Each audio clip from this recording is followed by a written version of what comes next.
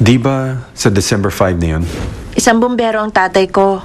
Nung 17 years old ako, namatay siya sa pagliligtas ng isang buhay. Sa isang aksidente.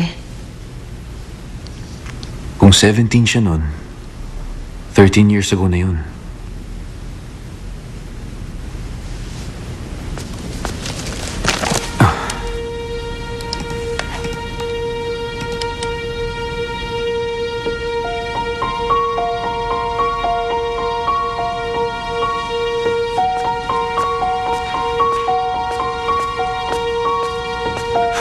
Oscar,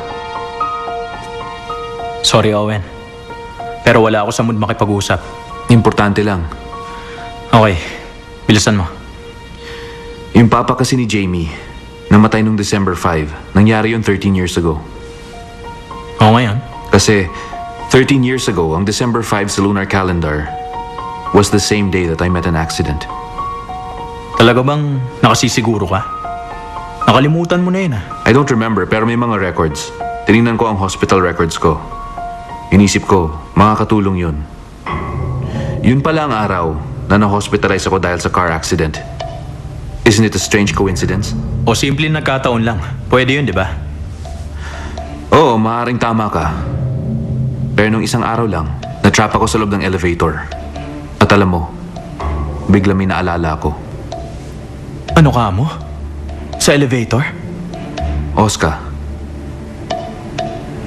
yung accident na nawala sa memory ko, yung sabi niyong car accident, ay pinilit niyong lahat na yun ang pangyayaring paniwalaan ko.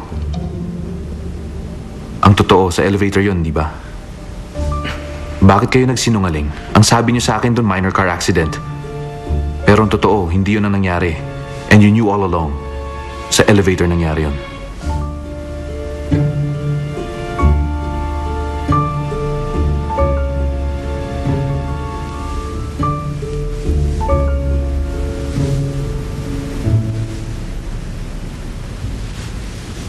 Gusto ko lang pong malaman kung bakit po kayo naglalagay ng bulaklak dyan. Wala kang pakialam. Yan pong nakalibing dyan na si Danya Gion.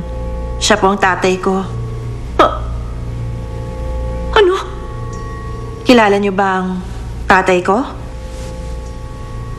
Paano to nangyari? Please don't lie to me, Janelle. Alam mong elevator accident yon. Bakit mo nilihim yun? Ikaw mismo ang bumura ng alaala. Yung subconscious mo ang ayaw umalala. Yung nangyari sa aksidente, tingin ko mahalaga sa akin. Hindi ko alam kung ano yun. Basta ang alam ko, mahalaga. Totoo. Ang amo mo. Siya ang nagligtas kay Owen.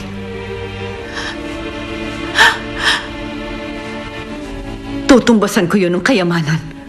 Ibibigay ko kahit magkanong halaga. Pero nakikiusap ako. Huwag si Owen ang hingin mong kabayaran. Huwag mong kunin ang anak ko. Parang awa mo na.